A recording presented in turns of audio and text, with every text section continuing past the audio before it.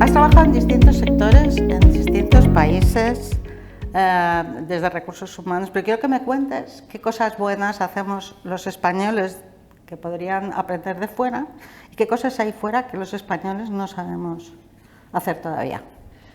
Bueno, tú me conoces un poco y sabes que soy firme defensora de lo español para empezar, o sea que creo que hacemos muchísimas cosas bien. A mí me gusta además recalcar siempre lo positivo. Pero si tuviera que quizás elegir alguna cosa que podríamos copiar o mejorar respecto a otros vecinos, ¿no?, de otros países como Estados Unidos o el mundo anglosajón, Canadá, es quizás la cultura del feedback, porque yo creo que no nos educan desde pequeños en nuestro país, todavía no hay tanta educación en la cultura del feedback y lo enfocamos siempre como algo negativo o algo que nos van a decir que no hacemos bien. Y sin embargo yo creo que el feedback es muy positivo, te ayuda a crecer un montón, puede ser también una recompensa y un estímulo cuando te dicen cómo has hecho las cosas, porque el feedback puede ser positivo o puede ser algo que tú tienes que mejorar, ¿no? Entonces, bueno, ahí también entra mucho, yo creo, otra asignatura que también para mí está pendiente y es fomentar más la comunicación desde que somos jovencitos, quizás en los colegios, pues cómo debatir, cómo contar las cosas, porque depende de cómo lo vistas y cómo lo comuniques, pues el feedback puede ser una cosa positiva o negativa. Y sin embargo también otra cosa que yo creo que hacemos muy bien los españoles, y a mí me gusta decirlo, es quizás la cultura latina, el preocuparnos mucho de los demás, la calidez, el entender. Yo, claro, me dedico a las personas y que me importa a mí, me importa que estén bien, qué sentimientos tienen, qué les rodean, y yo creo que la cultura aquí en España, quizás por la forma de ser que tenemos de toda la vida o no sé muy bien las razones, ¿no?, pero que diría que esa es una, la alegría quizás de la forma de vida en España, de la gente que estamos aquí, pues lo hacemos francamente bien, porque te vas a otros países y no te dan tanta calidez, ¿no?, a la hora de trabajar o de conocer a otras personas. Sí, facilidades de contactos, ¿no? Sí. Hay que romper muchas más barreras. Sí, exacto. Que en España yo creo que casi no existen. Sí. Como has hablado de que eres defensora de España, de esa parte que estás hablando ahora es de donde nace tu positivismo. Sí. Tú eres una persona completamente positiva y además importa mucho ser positivo cuando tienes relaciones con las personas, ¿no? Es que lo importa todo, o sea, es que tú no te puedes dedicar a una profesión que tiene que ver con las personas y tener una nube negra en la cabeza, como digo yo, que tiene algunas personas que allá donde se muevan van con la nube negra, ¿no? Si tu trabajo es conectar con las personas, pues tienes que transmitir positividad, es importante que sonrías, es importante que tengas tiempo para ellos y no estés metida en un despacho todo el día sin ganas de comunicarte. Muchas veces cuando queremos enfrentar algo, si lo pensamos desde el punto de vista positivo, probablemente va a ocurrir y va a suceder, y si lo pensamos ya desde un inicio, desde un punto de vista negativo, ocurrirán cosas que ni siquiera tenían que haber ocurrido y que nos estropean, ¿no?, los sueños o los proyectos. Entonces, para mí es todo, dedicándote a las personas, tendría que ir como en el ADN intrínseco el ser positivo. Fíjate que lo he leído hace poco, que la mayor parte de las cosas que pensamos malas que nos van a suceder nos suceden, ¿cierto? Entonces, sí. ¿para qué nos vamos a molestar en ponernos esas nubes negras? Totalmente. Si no van a suceder. Malos días los tenemos todos, ¿no? Y días en los que tienes, bueno, pues menos empatía quizás con el mundo y te apetece menos, pero oye, te dedicas a las personas que menos que transmitir positividad en el día a día, ¿no? Me parece fundamental, es que si no, qué aburrimiento. Sí. Parece que los planes de sucesión, me parece que los planes de sucesión es algo para gente muy mayor, de un consejo o una herencia o una empresa familiar, pero contar con los planes de sucesión tendría que ser algo mucho más vivo, o sea, tienes que contar con que a la gente le puede pasar cualquier cosa, incluso cosas buenas como que les toque la lotería y de pronto te dejen un puesto vital vacante. Bueno, los planes de sucesión son importantísimos. Quizás venimos como también de una cultura más tradicional donde la empresa familiar, ¿qué pasa cuando el hijo no hereda, ¿no?, la dirección de la empresa o el drama? Y sin embargo, en una empresa multinacional, una empresa grande, es importantísimo, y no solo porque se vaya a jubilar la gente, sino porque primero haces planes de carrera para la gente que les vas a motivar, que van a ver un futuro, que van a ver dónde pueden llegar, que les vas a preparar y que les vas a ayudar a llegar a esas metas, ¿no? Además, estás como asegurando la sostenibilidad de la empresa, que las personas, pues mira, por suerte o por desgracia, no somos imprescindibles nadie, aunque algunos se lo crean, pero no es así. Y exacto, pueden pasar no siempre cosas malas, cosas buenas, alguien que deje de trabajar pues porque le toque la lotería o porque quiera hacer otra cosa en su vida, y ahí viene el drama cuando no hay nadie preparado para un determinado puesto en una compañía, imagínate, de 3.000 personas, y dicen, qué horror, nos quedamos sin director financiero y no hay sustituto. Pero ¿cómo es posible eso, no? Yo creo que es parte de nuestra responsabilidad como empresarios y como personas de recursos humanos planificar que la sucesión de la empresa sea algo que tengamos en el horizonte, y sobre todo que además sirve de motivación para el resto de empleados que están ahí queriendo tener una carrera y un futuro. O sea, es todo un doble sentido, ¿no? En lo positivo, y además.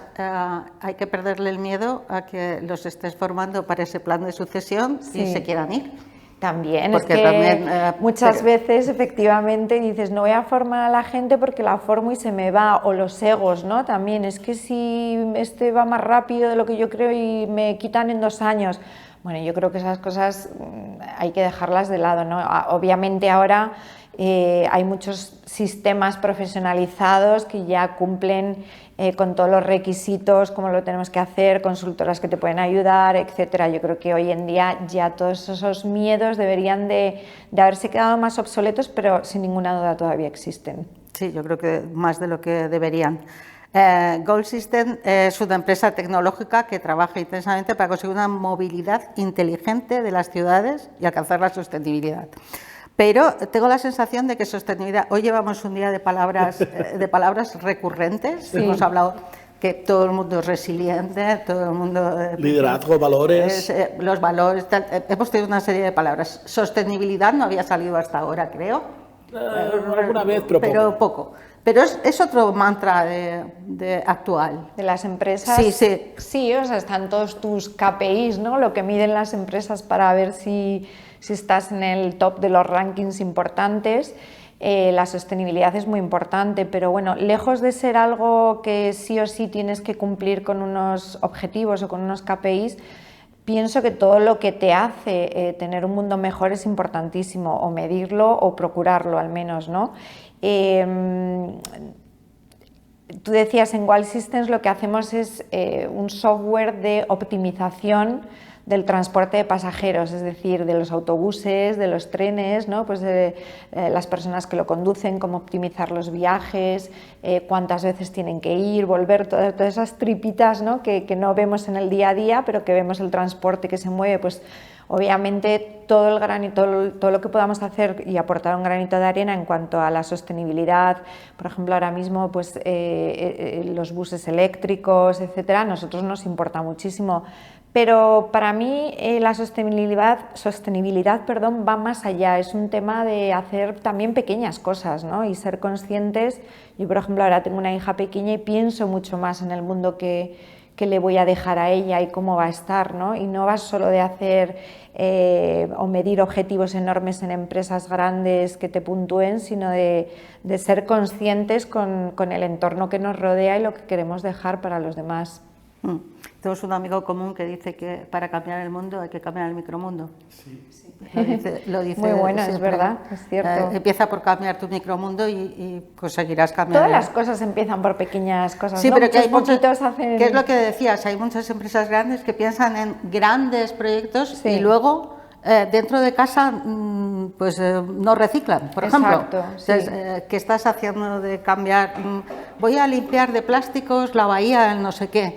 y luego resulta que no reciclan o gastan papel para aburrir o cosas de estas. Y... Yo creo que ahora en España, por ejemplo, en la educación, por lo que yo estoy viviendo por mi hija o por mis sobrinos más jóvenes, sí que en los colegios ya hay conciencia de todo esto y un niño pequeño te da 7 vueltas, ¿no?, en temas de sostenibilidad y qué quiere decir o por qué hay que cuidar el planeta, la importancia de determinados gestos básicos como ahorrar agua, etcétera. Están mucho más preparadas las generaciones de ahora que quizás, por ejemplo, mi generación, ¿no?, más antigua. Sí, vamos, para mí fue un trauma cuando me pusieron el cubo amarillo es verdad, es que estábamos acostumbrados al cubo de la basura, no sí, a clasificar claro, desde casa, enseñado. Que me parece muy bien, o sea, que estoy a favor, pero no me enseñaron nunca. Sí. O sea, además era una bolsa y a ver quién la bajaba. O sea, que era, ¿quién le tocaba 33, sí, ¿no? Era... A ver, trabajas en una tecnológica y las tecnológicas, sobre todo las tecnológicas, están teniendo problemas para encontrar personas que quieran trabajar suficientemente capacitadas, cualificadas, que quieran entrar, sobre todo en las tecnológicas hay patadas, o sea, hay peleas porque hay poca gente. ¿Qué es lo que está pasando, Rosana? Es la lucha del talento que dicen hoy en día, ¿no? La lucha por el talento, y yo siempre cuento que cuando yo era más joven y empecé a trabajar hace ya un montón de años, me dicen que yo voy a vivir un momento en el que la gente puede elegir dónde trabajar y además porque tiene que ver su calidad de vida y otra serie de cosas que antes quizás ni mirábamos. O sea, hubiera pensado que era una película de ciencia ficción 100%, ¿no?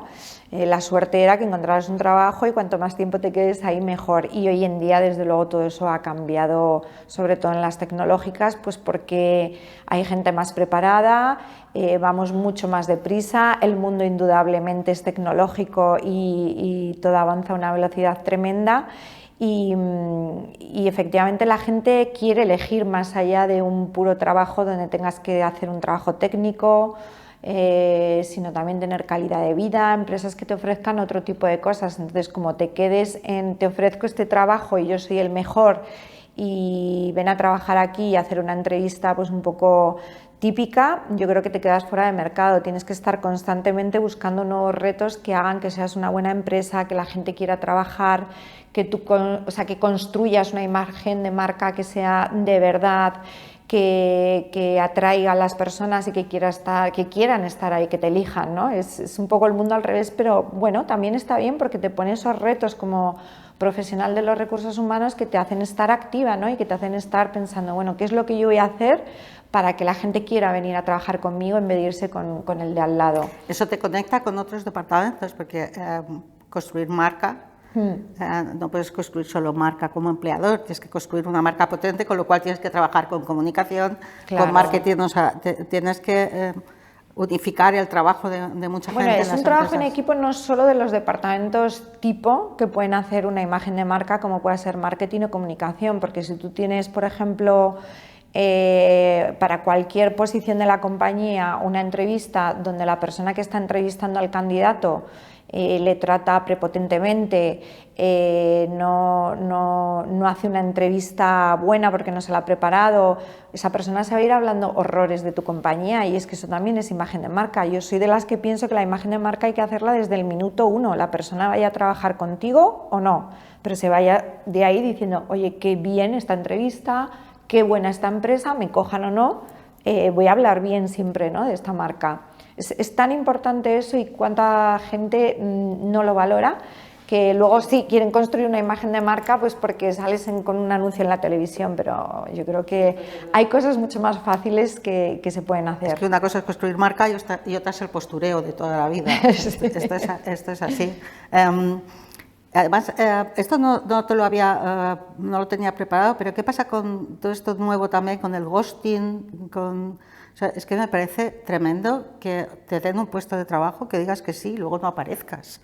Me parece tan de ciencia ficción. Lo es, un poco. A mí también me pillas ya de la generación que todo esto como que tampoco lo entiendo, y justo lo hablábamos antes, ¿no? Las nuevas tecnologías, el WhatsApp, pues la inmediatez, todas las cosas que tenemos a nuestro alcance ahora mismo como para decir, bueno, pues no pasa nada, escribo un mensaje de texto o de lo que sea y digo, ya no me interesa el trabajo, ya no voy.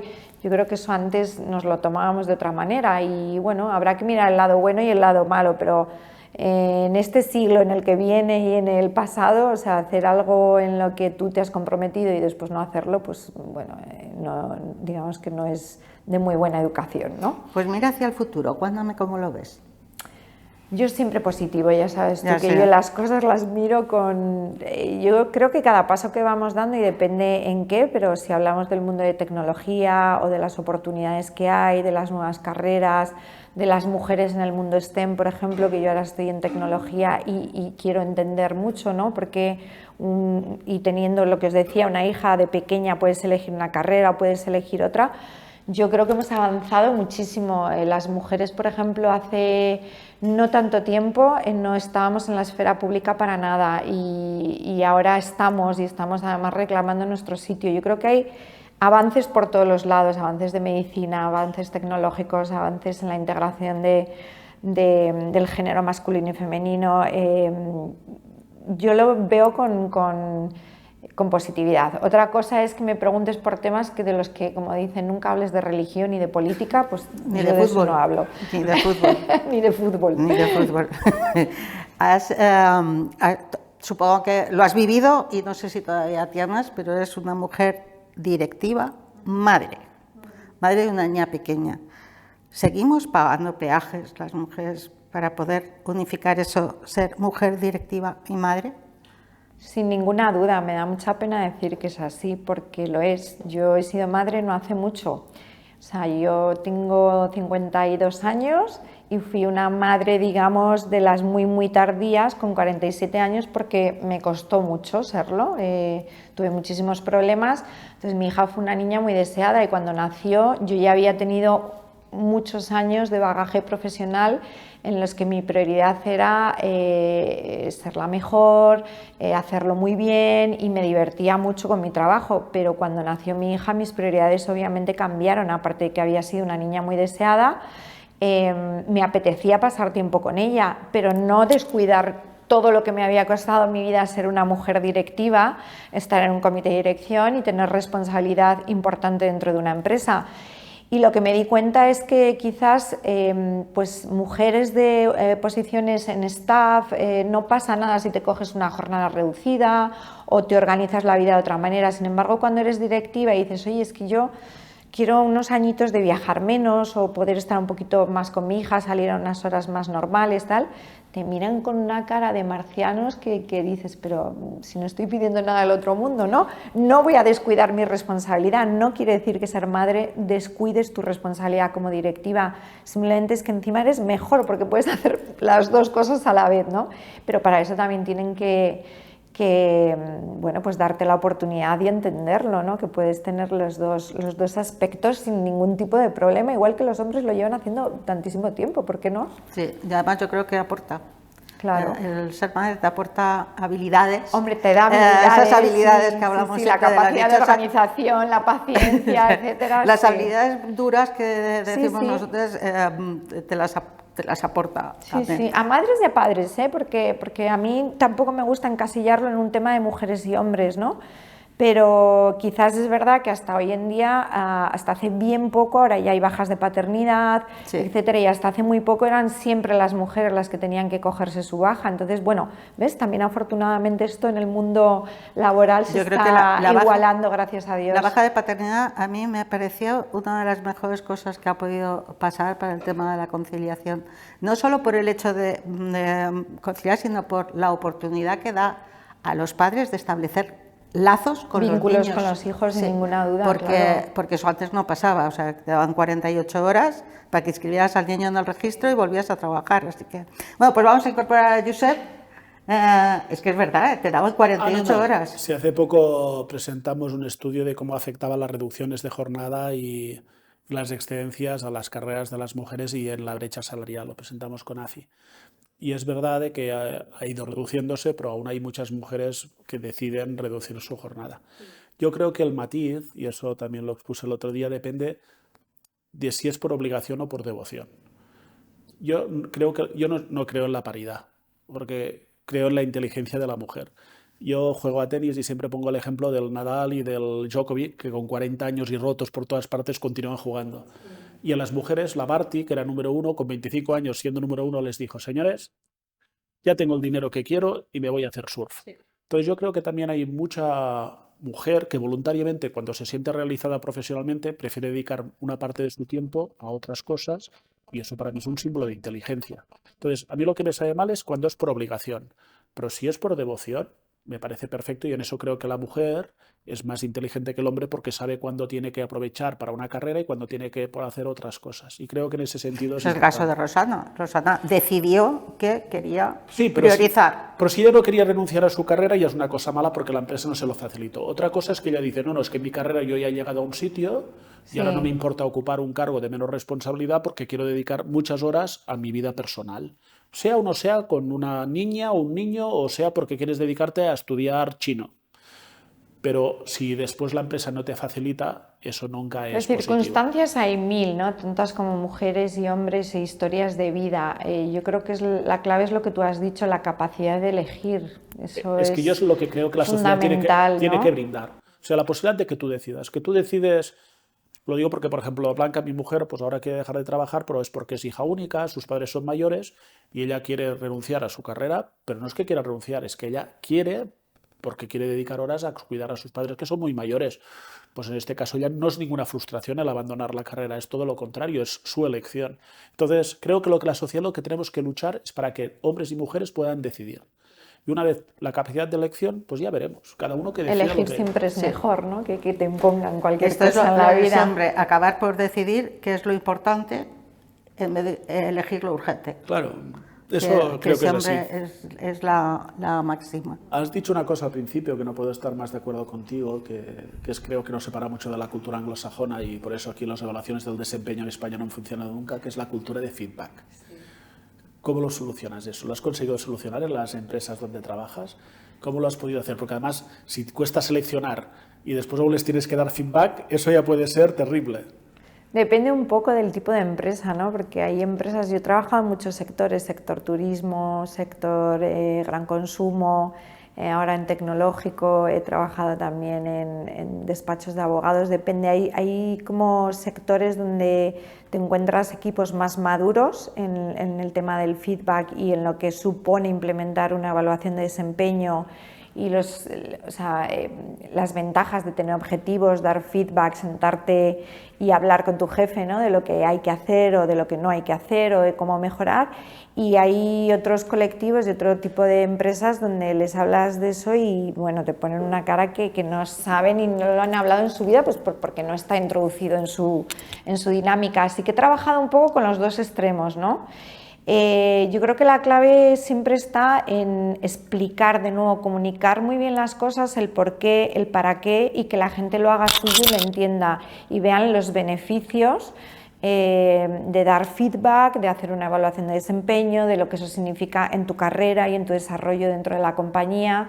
Yo soy súper defensora de la evaluación del desempeño, o sea, entiendo que es básico y que profesionalizar una compañía tiene que pasar sí o sí por ahí. Pero claro, muchas veces el entorno es difícil que entiendan el por qué. Es otro papel que me pone más el de recursos humanos, ¿no? Otro rollo que hay que hacer. Así que la clave para mí es la comunicación, la constancia, demostrar con resultados, entender los beneficios. Todo tiene que ir ligado también, ¿no? Porque si tú haces bien tu trabajo y tienes ese sistema bien implementado, pues seguramente tendrá también su recompensa económica y tendrás una buena cultura retributiva. Bueno, ahí ya me meto mucho como en el terreno 100% de los recursos humanos, pero es que es mi profesión, ¿no? Y no lo puedo ver como separado, ¿no? Y después la otra cosa que hoy en día creo que has hablado y me gusta, y creo que lo de los planes de carrera y los planes de sucesión, pero yo no sé si la tendencia es planes de sucesión o al final son estructuras mucho más planas y donde haya mucha más polivalencia, y sobre todo si trabajas en una tecnológica entiendo que los roles y todo eso entiendo que es así, ¿no? A mí me gustan las culturas cada vez más planas, pero la jerarquía es bastante importante, ¿no? Al final CEOs no hay 3, directores de, no sé, CTOs tampoco. Yo creo que lo importante es tener plan B, ¿no? Siempre, y tener varias personas que pueden llegar a determinadas posiciones, pues algunas más junior, otras menos, y que les pongas a su alcance la formación necesaria o la ayuda necesaria para que estén preparados en un momento dado. Habrá gente que tarde menos tiempo, habrá gente que tarde más, se puede producir ese momento de la sucesión por distintas circunstancias antes o después de lo que tú has planificado, así que hay que tener cuanta más opción mejor. Pero es verdad que hay determinadas posiciones en la compañía que, por muy moderna que sea la compañía, pues son las que son, y me parece clave tener un plan de sucesión. A mí me parece clave, pero es verdad que hoy ha salido varias veces también lo que la juventud cada vez las cosas la quiere con mayor inmediatez. Sí, la sin paciencia es duda. cero. Entonces, claro, nosotros, yo soy de la generación X que decían y que sabíamos que el plan de carrera y sucesión era currar mucho, a los 2 o 3 años vas siguiendo, estabas 5 años en una compañía, después pegabas el salto a otra compañía y vas haciendo. Claro, yo creo que a veces, sobre todo en las tecnológicas, da la sensación que a veces entran chavales que si el tercer día no son directores generales están frustrados. Bueno, pasa, yo he tenido, y no en tecnológicas, también esa sensación de alguien que ha entrado y a los 6 meses se sienta contigo y dice, bueno, ¿y qué pasa conmigo? ¿Cómo? Si llevas 6 meses aquí, ¿no? Sí, pero ¿cuál es mi siguiente paso, mi carrera? Bueno, pues una vez más, si soy positiva, veo una persona con ambición, con ganas, y si lo afronta desde una perspectiva pues humilde y de querer crecer, digo, qué bien, ¿no? Qué bien que tenga eso en el cuerpo. Pero como todo en esta vida, si lo que es que ¿qué pasa conmigo? Porque yo ya me he comido el mundo y llevo 6 meses aquí, pues bueno, espérate un poquito, que las cosas hay que demostrarlas. Así que el sentido común siempre, yo creo que me da igual en la época en la que estemos, en la empresa en la que estemos, es fundamental. Pues es que brilla por su ausencia. Es el sentido común, es el tema común de los sentidos. Me parece una frase sublime. Sí, sí lo es, sí. Lo que pasa es que en recursos humanos al final es lo de siempre, ¿eh? Por una parte, cada vez hay más necesidad de las empresas de organizar, pero por otra parte siempre todo está mucho más regulado. O sea, por ejemplo, el tema de los puestos, de los roles, poder trabajar con contingentes, salarios que sean flexibles dependiendo de las responsabilidades. Pero después trabajamos con una normativa que a veces los de recursos humanos no podemos implantar según qué políticas porque tenemos un corsé legal que tampoco te puedes permitir. Entonces, yo siempre digo que los recursos humanos es muy chulo, pero... Pero es una profesión difícil. Yo, por supuesto, soy una enamorada de mi profesión porque es que ya son muchos años y no me veo haciendo otra cosa, ¿no? Pero es que estás hablando de los sentimientos, de la carrera de las personas, de cómo están en un determinado momento de su vida, en una circunstancia, de cómo eso les afecta, de a dónde quieren llegar, o sea, de las expectativas de las personas, que las tienes en tus manos. Y eso es mucha responsabilidad, mucha. Entonces, ojo con eso, porque yo creo que todo el mundo que se dedica a recursos humanos debería de tener súper presente qué es con lo que está trabajando en el día a día, y es esas expectativas y esos corazones de esas personas que están ahí trabajando. A veces hay que hacer un trabajo muy duro, el de recursos humanos también, cuando tienes que prescindir de los servicios de alguien, es durísimo. Juegas con todo tipo de sentimientos, ¿no? y de proyección de futuro en las carreras de las personas, así que fácil no es. La materia prima es delicada. Yo tengo que decir que el libro, las 15 entrevistas que he hecho para el libro, me habéis abierto los ojos mucho todos, porque era una profesión pues, que la había visto de lejos y me habéis ido contando cantidad de cosas. La verdad es que entrevistar a la gente siempre es fantástico. Pero chapó por el trabajo que hacéis. Supongo que habrá, como en todas partes, inútiles que no vean a las personas como personas, porque también ha salido el tema de que las personas no dejan fuera del centro de trabajo su parte personal y entran con el traje profesional, sino que entras teniendo todo el bagaje que puedes tener difícil. Muchísimas cosas fuera y tienes que entender que un día malo, pues a lo mejor es que tienes a tu padre en la UCI y estás muy mal. Es muy difícil que tú te pongas tu traje de ejecutiva y todos los días entres en la oficina a hacer un papel. O sea, yo creo que lo que somos en casa y lo somos en la oficina, y bueno, con unas normas en un sitio y con otras en otro, ¿no? Lógicamente que es así la vida.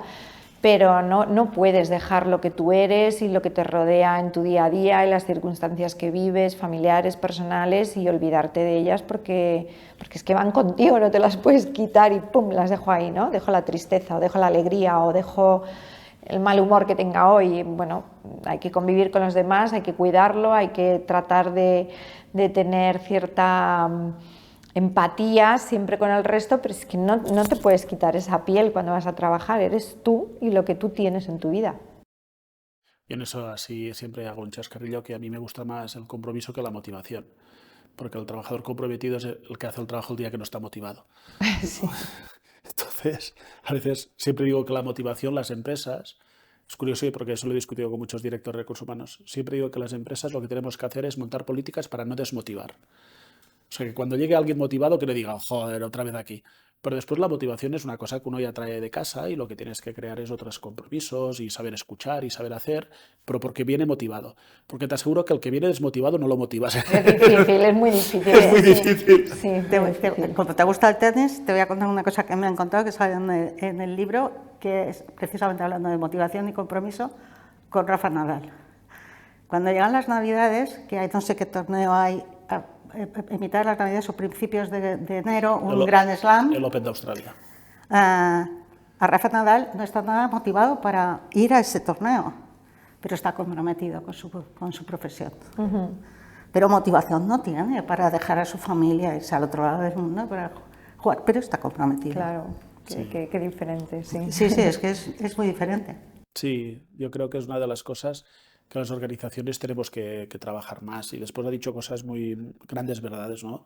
Lo del branding, que a veces nos pensamos mucho las empresas con el branding de los clientes, pero no pensamos en el branding de los clientes internos, ¿no? Desde luego. Y a veces les hacemos un plan de acogida que los cogemos y los tiramos casi en empresas que los tiramos por allí encima de la mesa y espabilate, ¿no?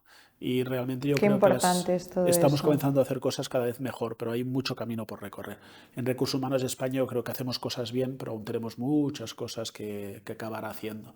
Y lo del feedback, eso de que la gente entienda que no es un examen, eso no sé si lo conseguiremos, pero yo creo que lo tenemos que, todos los que nos gusta la gestión de personas, lo tenemos que intentar. Sí, pero yo, como sabes que soy fanática de la comunicación, lo que ha dicho me parece fundamental, es que el cómo comunicas las cosas es muy importante. O sea, no puedes decirle a alguien, tienes que ser positivo, puedes decirle, esto lo puedes mejorar, no le puedes decir, vaya mierda que me has hecho hoy. Sí. Ahora hablamos de propósito de valores, pero durante muchos años los valores son unos cuadros muy chulitos que están en la sala de reuniones o en el despacho del director general, pero que nadie de la empresa los conoce. Junto con los manuales de RSC, que están en el mismo sitio, en la misma vitrina. Por eso te digo que tenemos un reto de... Ahora, por ejemplo, alguna empresa, la otra dirección, que habían montado un grupo especial para controlar que cualquier medida que se tomara en la organización estaba alineado con los valores. Y que ellos podían llegar a decir si eso considera que estaba o no desalineado, porque realmente la empresa estaba comprometida en decir, no, nuestros valores nos los creemos.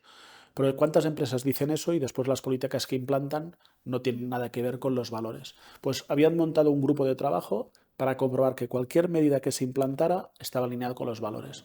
Y en eso creo que hay muchos caminos para recorrer, porque el trabajador, yo siempre digo, hay una cosa que le llamamos el contrato psicológico. Si despertamos unas expectativas al trabajador, al colaborador, si después no estamos a la altura y se rompe ese contrato psicológico, entonces lo que tenemos es zombies presenciales. Y en España, por desgracia, a veces las empresas estamos muy especializados en crear zombies presenciales. Totalmente. Yo pienso que los valores deberían de estar dentro de esa evaluación del desempeño, o sea, poder medir tu engagement en base a cosas concretas de por qué estás motivado respecto a los valores de tu empresa o no. Yo lo he hecho en alguna empresa, incluso he ayudado a diseñar esa evaluación de desempeño midiendo los grados de comportamiento, no competencias, porque es quizás una palabra un poco fuerte para el tema de valores, pero sí un poquito bajarlo a tierra, ¿no? Que no sea pues eso, lo que decora la pared de la entrada de la oficina o sí, lo sí. que los modelos se llamaba antes competencias corporativas. Sí, exacto, sí. Muy bien. No, la verdad es que, bueno, todo y lleno funciona de muy sentido. bien, ¿eh? Sí. Lo que pasa que es lo que has dicho tú. Por ejemplo, en muchas empresas de muchos años, empresas familiares, Yo siempre les digo que antes de implantar un sistema de evaluación del desempeño, quizá primero comenzar por objetivos que son más cuantitativos y después formar mucho a los mandos intermedios, que son los que van a tener que dar feedback. Porque los mandos intermedios siempre digo que son los verdaderos gestores de personas. Sí. Porque tú montas las políticas, pero después el que va a hablar va a ser En el jefe de equipo, ellos, jefe de ventas. claro que sí. Y a veces yo entré en una cadena de retail muy grande y al final en los directores de tienda, ¿quién eran? Los mejores vendedores. Claro. Entonces, ¿cómo querías que después gestionaran y lideraran a su equipo o lo comunicaran si al final ellos lo que continúan haciendo es lo que les había ido bien vender? Entonces, claro, de repente decías, no, es que tú no puedes ser el director de tienda. El director de tienda no tiene que vender, tiene que liderar. Pues la mayoría fracasaban. Claro. Pero eso no era culpa suya, era culpa de que la empresa no había invertido en formarles, en comunicarles, en explicarles qué es el cómo, qué se busca conseguir con eso.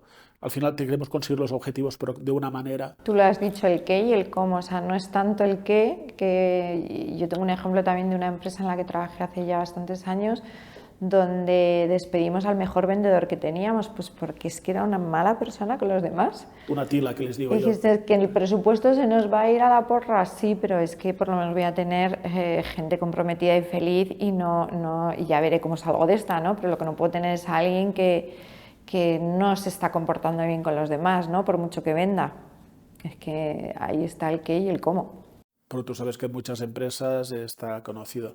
Estos, bueno, en recursos humanos, esto es muy de recursos humanos, cuando haces un mapa de talento, objetivos, competencias, estos yo les llamo los atilas. Son gente que cumple mucho los objetivos, pero que son un desastre a nivel de gestión de habilidades. Y entonces les llamas atilas porque consiguen los objetivos, pero por donde pasan no crece otra vez las personas. Es como si segaran la hierba. Sí, sí. Y en cambio en el otro extremo tienes gente muy maja, pero que no consigue los objetivos. Y eso le llamas club social. ¿Qué majo es? ¿Lo consigue los objetivos? No, pero es que es muy majo. Eso a las empresas no nos interesan mucho tampoco. Tampoco, pero es en la virtud que dices, ¿no? En el término medio.